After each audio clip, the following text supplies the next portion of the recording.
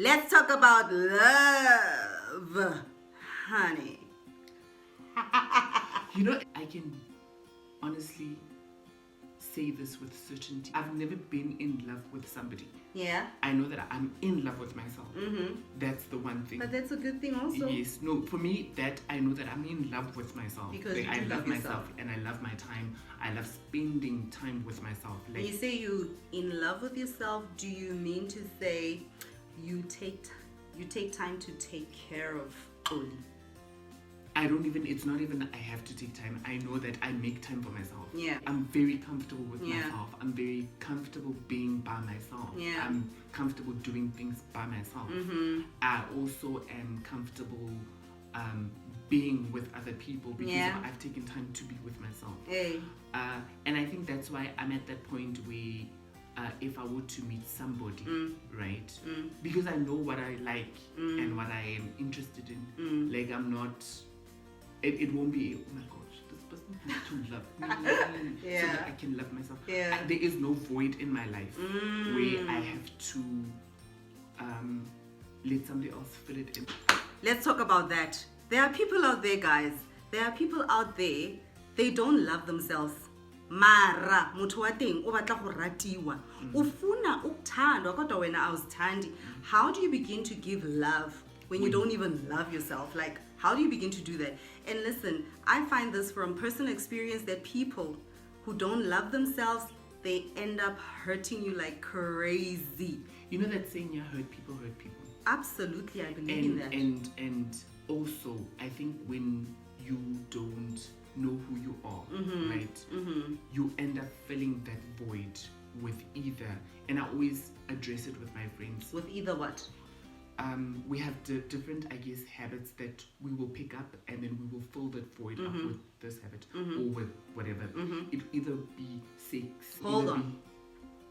They try to fill the void, but the void is never filled because they end up going out there to go and look for the same thing over and over and over and over again. And let me tell you, I personally believe that it begins within yourself. You have to start doing You the have work. to start doing the work. You have to do the work, and some people will be like, okay, what is the work that most people do? Love talk yourself. About? Other people don't realize that they are really hurt and they're walking around with this hurt and they're trying to find other people to heal their pain. And they actually don't know how to heal their own pain. It's a journey. It doesn't take a day or 2 days or 3 days or 3 months. It's really a journey. It's something that you need to find within yourself. I had to go through a healing process where I had to start with therapy. I knew that I wasn't myself anymore. Like the stuff that I went through, it was so much that it was beginning to change the person that I was, and I recognized it the moment I started seeing myself acting different. I knew that I had to make a change. And you know, Nate, I was going to say, for some people that can't afford therapy because of obviously some hurt, right, you don't know or you can't pick up or see. And I think when you have a therapist to actually take you through, I think the hurt from your childhood or from whenever, because sometimes when we are so hurt and we've gone through that pain, whatever, we block it off and then we just move on. Yeah. I've always seen, I think, from a culture of a black perspective. I think we were raised. Black people don't believe in therapy. And we were raised We don't to, believe in psychologists. to move on. Yeah. I think we were raised to deal and move on from the situation. Yeah. Pick up yourself. eh, When I stand up, you forget know, about what happened. if Just move tomorrow, on. or let's say you say, oh my gosh, I've got depression, and then tomorrow, when the song is playing, and then you sing, what depression is really a man type of a situation. Yes. So we were raised to, and not all of us, and I'm not speaking for everybody, but for those that I know, I think we were just raised to deal with it and move on. You were talking about sometimes we don't afford therapy, right? It's not all the time that we afford therapy. Like I said, it's a process. This thing is not like you go for 1 or 2 or 3 sessions. It's something that you continuously have to go in order to build yourself, to rebuild yourself, right? Especially when the hurt and the pain or the damage is so much that you have to start from scratch. you know. So some of you, if you do know, if you've gone through similar experiences or if you've gone through a hard time, you know, send us a couple of comments and tell us how we can do therapy without having to go through a therapist. I want to personally have a dialogue with you guys, the ones that are watching this channel, and we would like to, you know, communicate what you guys are thinking as well out there. Like for me, right? Like some of my friends that I tend to kind of do therapy on, like, Yeah. or I tend to call myself like doctor or something like that. Yeah. Maybe because I'm so self-aware of myself Mm-hmm. and my environment and everything like that, is from a young age I used, I think, Oprah as my therapist type of position, Mm-hmm. to deal with anything that I needed to deal with, right? And you know, that's where she taught me how to journal and how to basically just express myself and have a gratitude journal and just journal and read, I think, any sort of mental books, mental health books, or any books that in a way addressed whatever situation or whatever I was feeling at that moment. Yeah. And then I then started watching other self-help shows, Yeah. like Ian Love and Sand. I honestly use her show For yourself. as a guide to talk about whatever issue that I'm going through or whatever anything, and then I can then address it. Also, I'm that type of, I think, person where before I admit something to you as my friend, I have had that discussion with myself First. so like that, oh, I'm good. Yeah. I am good. Yeah. Actually, and then I have to, like, that's just an example. I have to then deal with, okay, why am I good? Yeah. And then I'll talk to you about, oh my gosh, my friend, you know, I'm good. I had those conversations with myself on a particular topic that I'm dealing with and I'm addressing in my life before I then take it to you, so that when I do come to you, I have the right kind of questions that I want to ask, or maybe I feel like if you're going to address it with me, I am ready. And if it's something obviously that I haven't picked it up on, I need to know that it comes from, you know, a place of love when I have that discussion. I think your friends are your best place to start having those kind of discussions, because you know that your friends are always going to be honest. You know that your friends are always going to give you good advice. But lovers, please choose the right friends. Yes. Asseblief and buy a donkey, because some people out there act like they're your friends when they're actually not. You can pick up who are your good friends Yeah. and who are not your good friends. And if you don't And those good friends are the ones that you cheering on you, you know, they always want the best for you, and you know, whatever desires you have, they like for you, they support you in everything that you do. And then there are those sneaky kind of friends, those sneaky ones, when you tell them about something that you want to do and they're like, oh, I don't think that's gonna work. Everything is like, I don't think that's a good idea, or it's just always negative. Remove yourself from negative people. And you know, there's a difference with, I think, how you have different friends. Like, you have the negative friends, and then you have those very, very brutally honest friends. And I think you can pick up who is who. Yeah. Like, I know for certain I am that very honest friend that says a thing the way it is. Like, I call a thing a thing. Yeah. I can't beat about, you know, Yeah. or I can't, I really, and I know I've been accused of, or rather not being accused of, I've been told that, oh my demon, you don't have to be, you know, This that insensitive. you know, shooting, you know. And I'm like, okay, then how would you want me then to deliver that? And I've had to learn that at times, right, when I do deliver my message, right, that in my honesty or my tone, I don't, you know, diminish that message as I deliver it. So if I want to tell you something, I have to watch, okay, my tone, and I have to watch, okay, how I'm going to say it, and are you ready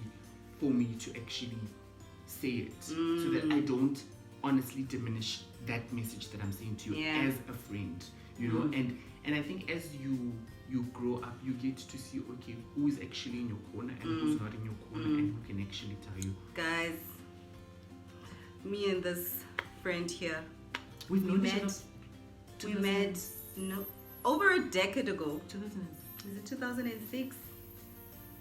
Six, somewhere there. 7, just there. So it's over a decade ago. It's about 14 years, somewhere there. It's a long time. And I can definitely tell you that you, Hashem, this is a good friend. You know, I think what's interesting about our friendship, obviously, is because we met through a mutual friend. Yes, we met through a mutual friend, and I think we just developed our own little friendship. Outside of that mutual Yes. friendship. And I always say to people, Kiri, you know, we could be friends we could be like a group of friends and everything like that. Iris is gonna have her own different friendship with that person, Yes. and then I'm going to have a different friendship with that person, and you and I are going to have a different Friendship, relationship yeah. and friendship and everything like that. And I think what was quite interesting for us back then when we were Yeah. a bit young, when we used to really just go out a lot, and when we had that whole incident And we about would go out a lot. you remember that incident about the popos and Yes! and situations. But I think that incident, I think I'm going to talk about that a little bit. I think because, you know what? The platform is about getting real, okay? Yeah. So because he mentioned it, we will talk about that. yeah, we will About the popo, and the prison, about the prison, not mentioning names, about yay! and yeah. So I think we kind of really did say, okay, cool. I mean, We were on the same wavelength, you know? No, we were. We are on the same wavelength. We see life the same way. In many particular situations, your word is the last word. My word is the last word. Yes, Oh yes. my God. And I think because I understand you, and I'm like, okay. Okay. The thing is, when I've made up my mind, Yes. I've made up my mind. You are like that. So you strong. So in character. it's not that the last word is my word, you know. It's just that when I've made up my mind, I've Yes. made up my mind about something, and that's it. Yeah, you And I don't change from that. Yes. And that's it. And I think That's why, ne, I'm gonna say this. I never go back to my exes. Like, darling, I'm not that girl, okay? Like, if I've been with someone, there's a reason why we broke up, and I will never go back there. I think I'm just gonna say that. Not that they're terrible people, but there's a reason why you're not with that person anymore, right? For me, I know that other people go back to their, they get back together with their exes, but maybe our reasons for breaking up are not the same. Maybe that's the reason why. But when in general, I But think you just don't go back to anything. I just don't, because I've made up my mind. It's work. It's people. Yeah. Where you don't go back to work, you don't go back to people, you don't go back to ex-lovers, you don't go back to, I think, any situation that has just put you in a place where you. If it's negative, it's negative, Yeah. guys. That's why I Like, think- I cut it out. When people describe, right, I Yeah. think who you are, Yeah. and they've cast a bad light on it because of who we are as a society. Yeah. Like, you stubborn, you difficult, Yeah. you demanding, and everything Yeah, like that. yeah. I necessarily don't take it as a bad thing. These are the things that make you who you are. So if I say to you, like, you stubborn, I don't look at it in a bad light. I don't, no, you are stubborn, or like you sit on your I know words. you kind of like embrace some of these traits. Yes, if you like what you want and you want it that way, you're going That's to, how I want it. You're going to deliver it in that way. Yeah. And it might come across to other people or to me as, no, she's just hard, you know. But to you, it's like, no, it's not actually. It's Sounds just like- yeah, like just move on type of situation. Yeah. I think certain relationships in life in general, when they do end, they don't have to end in a In a I bad hate way. you In a everything. bad way.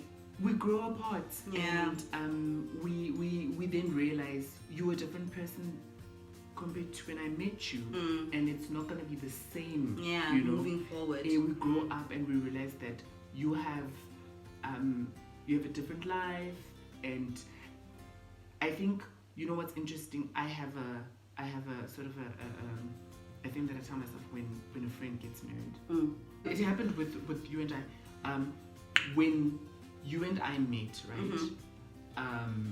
It was fun. And Yeah. everything like that. When you started getting into that relationship, because when I met you Yeah. with your partner, it was fun. But I think also then the friendship kind of changed in a Why? way because of you were getting in a serious relationship.